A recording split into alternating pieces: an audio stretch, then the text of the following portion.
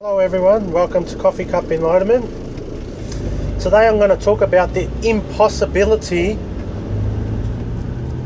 of pro-duality consciousness day. If the majority of the collective people of the world predominantly recognized the divine game that was going on, realized the last stages were unfolding of confusing oneself as a concept, to invent a day of pro-duality consciousness is an impossible task. Can you imagine the people preparing for this celebration? We know we are consciousness. We know we are all one, they say. Now let's get together on this day and celebrate our last stages of delusion. And this is a celebration that can never be accomplished, because it is amidst the celebration you are conscious. So you can never get to grasp and hold on to the illusion while you are in consciousness.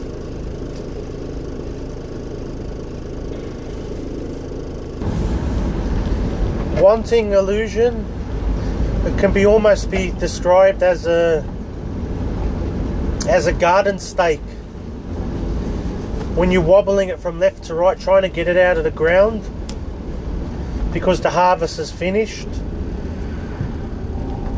and you need to turn over the soil. To remove this stake, to keep pushing it in one direction, you may eventually pull the stake out, but to pull it in the other direction helps pull the stake out quicker. And this stake is a metaphor for the confusion of who we are. To pull the stake out represents the remembering of who we are. When you want illusion, instead of continually striving, which is really the conceptual self striving to bring itself out of illusion, which itself is the illusion, to want the illusion is like pulling the stake in the opposite direction, and then poof, it comes out of the ground. It is often the case, and there's nothing wrong with always pushing the stake in the same direction. It can eventually and will eventually come out. But it is often the case, and it is seen in many people's experiences, that when you pull in the opposite direction, it comes out in that moment. It can take 20 years of pushing in one direction, and then just a brief moment in pulling in the opposite direction, and the goal of realization is realized. And this is usually the case with, as talked about in previous videos, about certain ways, practicing in certain ways that imitate our perfection. Yet the very act of conceptualizing our perfection, it itself becomes a wedge. Why go to all the struggle of imitating our perfection when we are already it, if our consciousness could speak?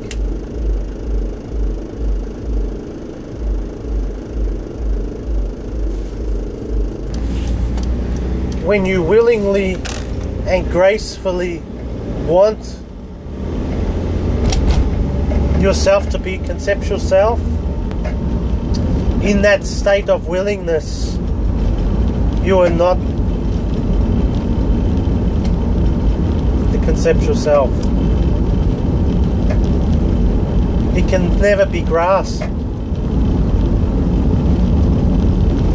Just as though there has been many talk about you can never grasp the essence of who you are, for you are it, so too can you never grasp the non-essence of who you are, which are concepts. The consciousness that you are cannot grasp even that. It is amidst the state of graceful and willing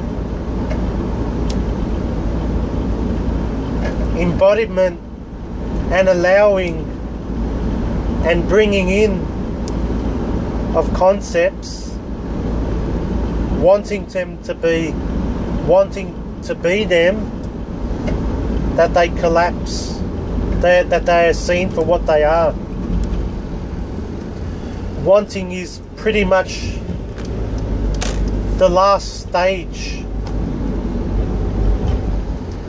of our discontinuity of identification. And for many, this process of discontinuity, it happens naturally.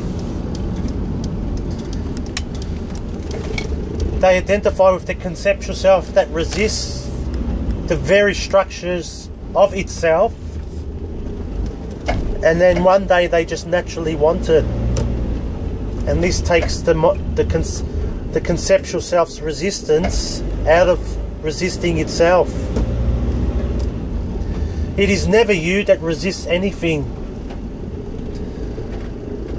If you were to look at the keyboard of all your true functions, you would not find on that keyboard the button of resistance. This button of resistance is only on the mind's keyboard, not on your keyboard. For how could you resist anything knowing you are everything? It is impossible. If you already knew yourself as everything, it's incomprehensible to resist anything, for you are everything.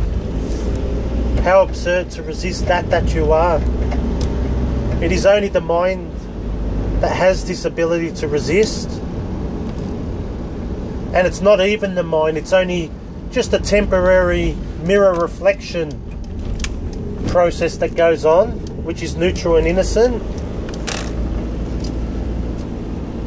And it's awaiting for you to see this resistance as mind.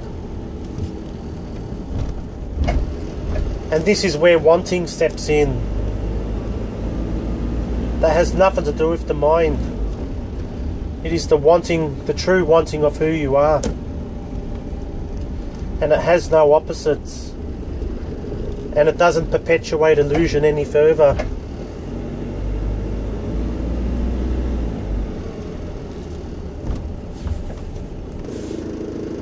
Uncontaminated wanting from mind, without contamination of mind,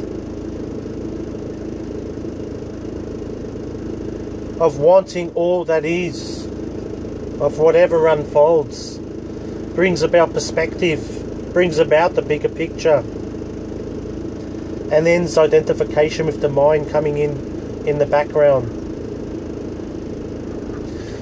Even you can want the mind's resistance. Try it. See what happens. What happens if you want the mind's resistance? I love the mind's resistance. Come on, mind. Come in for a coffee. I want your resistance. Come in.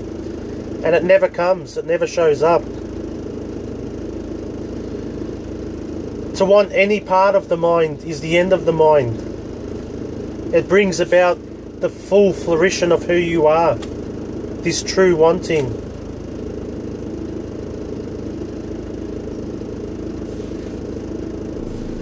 You are the wanter of all, is another word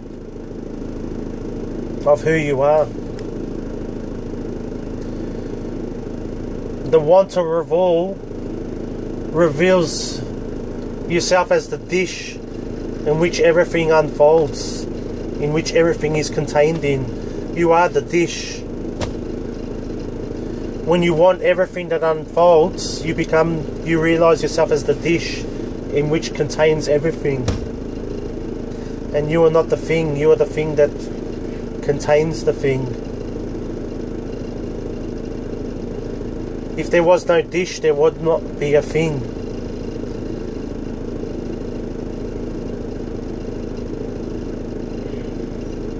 And the dish is consciousness itself.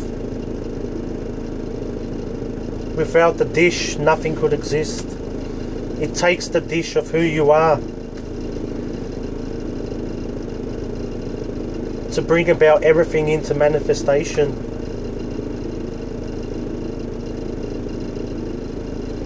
Give it a go. Practice on little things. Want aspects of the mind that you know are the mind, and see what happens when you truly want them. When you truly embrace them, not mind them, bring them in for a coffee, have a chat with the mind, allow it to be, listen to it with your absolute silence that has no ability to make comments. It just listens.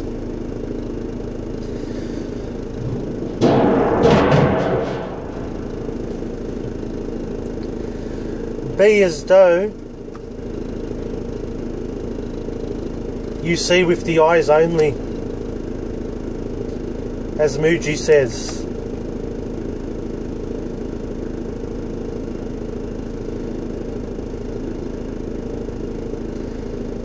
The true essence of who you are, it just sees. That's it.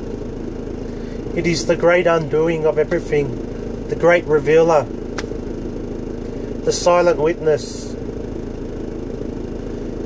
The silent witness is ever present all the time, no matter what is unfolding. And as you return back to this silent witness that you already are, whatever is seen loses its importance.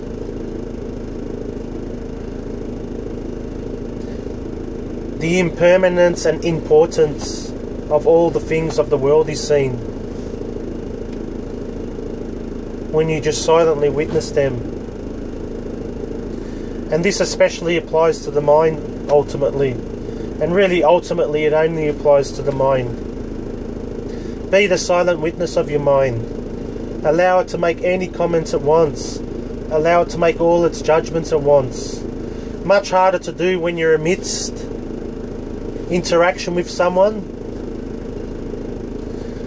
But even still, after the event has happened, you can bring in the silent witness and witness the emotions that have been birthed in this identification with mind process afterwards.